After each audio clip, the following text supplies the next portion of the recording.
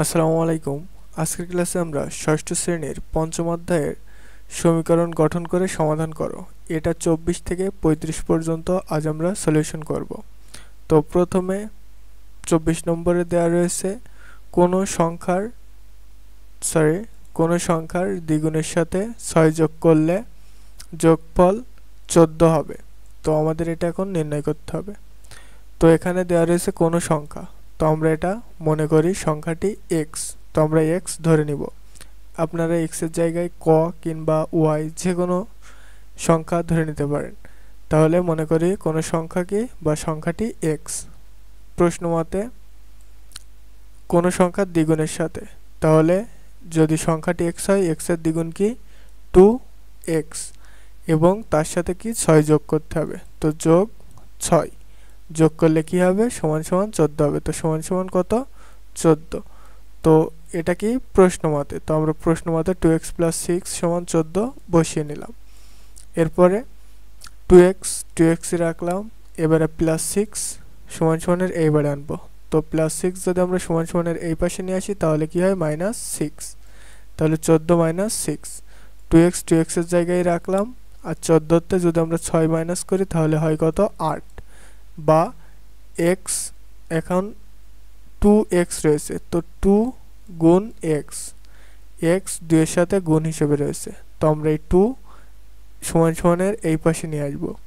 তো সমান সমানের এই পাশে যেহেতু গুণ রয়েছে এই পাশে আনলে হবে ভাগ, তাহলে 8/2। তো আপনারা ভাগ এভাবেও ইউজ করতে পারেন, আবার বাই এভাবেও ভাগ ইউজ করতে পারেন। আমি লাইনটা সোজা রাখার জন্য জাস্ট ভাগ এভাবে ইউজ করেছি। তাহলে x সমান 8/2। যদি আমরা 8 রে 2 দিয়ে ভাগ করি তাহলে আসে 4 দুগুণ 8, তাহলে সংখ্যাটি কত বেরোচ্ছে 4। তো অ্যান্সার 4। তাহলে 4 এর সাথে যদি আমরা 2 গুণ করি তাহলে 4 দুগুণ 8, আর তার সাথে যদি আমরা 6 যোগ করি 8 যোগ 6 কত হচ্ছে 14। তাহলে আমাদের অ্যান্সার হবে কত 4। এরপরে 25 নম্বর অঙ্ক রয়েছে কোনো সংখ্যা থেকে 5 বিয়োগ করলে বিয়োগফল 11 হবে। তো এখানেও কোনো সংখ্যা দেওয়া রয়েছে, তাহলে আমরা মনে করি বা ধরি সংখ্যাটি কত x। তাহলে কোনো সংখ্যা থেকে 5 বিয়োগ করলে, তাহলে কোনো সংখ্যা যেহেতু আমরা x ধরেছি, x থেকে 5 যদি আমরা বিয়োগ করি তাহলে বিয়োগফল কত হবে 11। তো এটা প্রশ্ন মতে বা সত্য মতে আসছে, তাহলে আমরা প্রশ্ন মতে লিখি x - 5 = 11।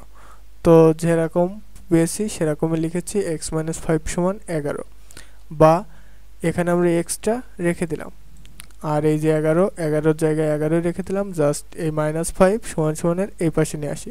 তাহলে -5 যদি সমান সমানের এই পাশে আনি তাহলে হয় +5।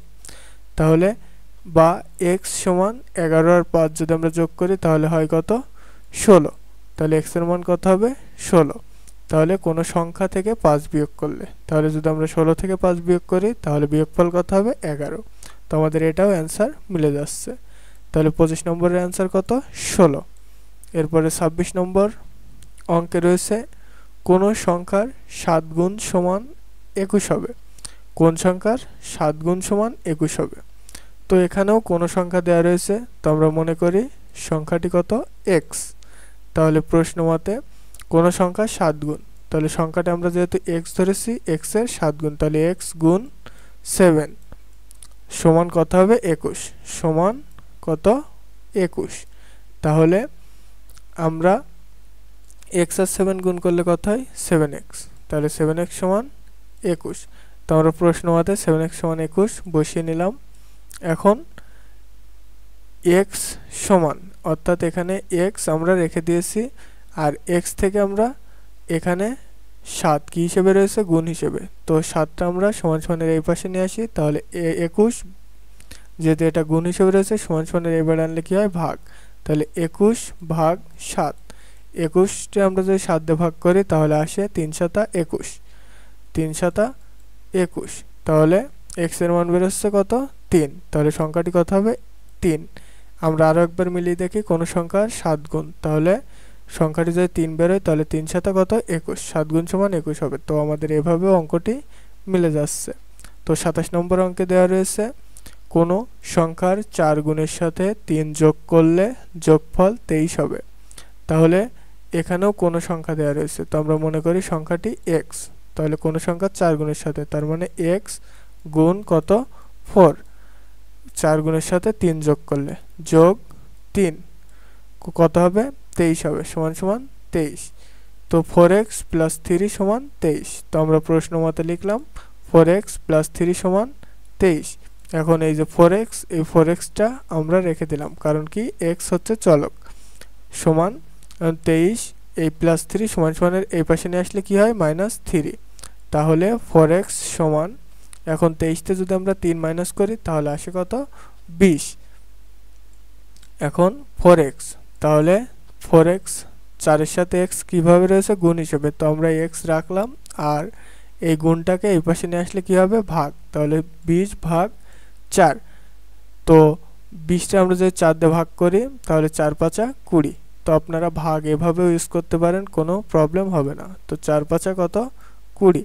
তো x এর মান কত বেরোলে 5, অতএব সংখ্যাটি 5। তো এই ছিল।